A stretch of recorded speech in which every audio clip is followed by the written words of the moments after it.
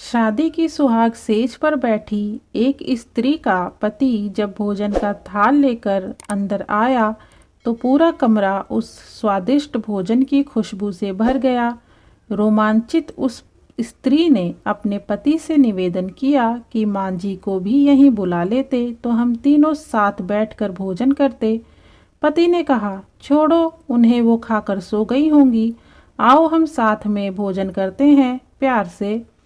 उस स्त्री ने पुनः अपने पति से कहा कि नहीं, मैंने उन्हें खाते हुए नहीं देखा है। तो पति ने जवाब दिया कि क्यों तुम जिद कर रही हो, शादी के कार्यों से थक गई होंगी इसीलिए सो गई होंगी, नींद टूटेगी तो खुद भोजन कर लेंगी, तुम आओ हम प्यार से खाना खाते हैं।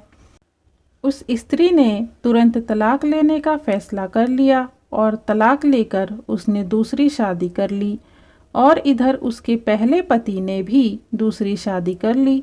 दोनों अलग अलग सुखी घर गृहस्थी बसाकर खुशी खुशी रहने लगे। इधर उस स्त्री के 2 बच्चे हुए जो बहुत ही सुशील और आज्ञाकारी थे।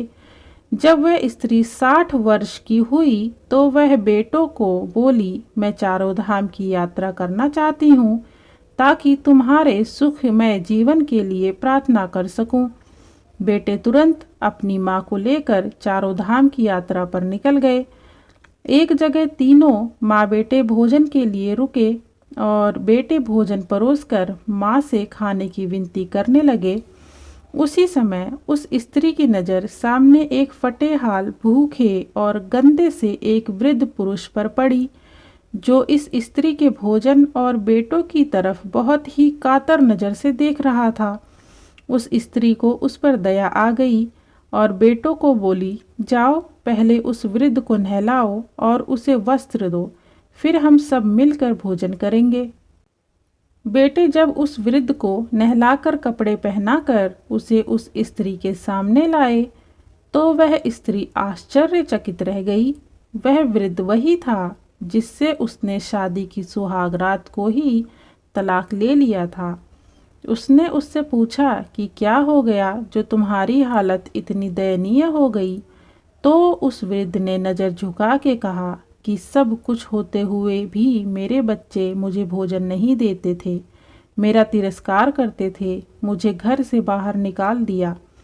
उस स्त्री ने उस वृद्ध से कहा कि इस बात का अंदाज़ा तो मुझे तुम्हारे साथ सुहाग रात को ही लग गया था, जब तुम पहले अपनी बूढ़ी माँ को भोजन कराने की बजाय उस स्वादिष्ट भोजन की थाल को लेकर मेरे कमरे में आ गए और मेरे बार बार कहने के बावजूद भी आपने अपनी माँ का तिरस्कार किया।